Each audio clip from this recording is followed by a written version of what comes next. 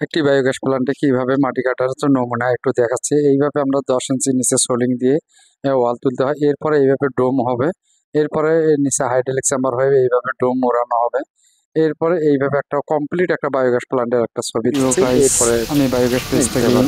বলছিলাম, আমি সারা বাংলাদেশে বায়োগ্যাস প্রকল্পটা নিয়ে কাজ করে থাকি।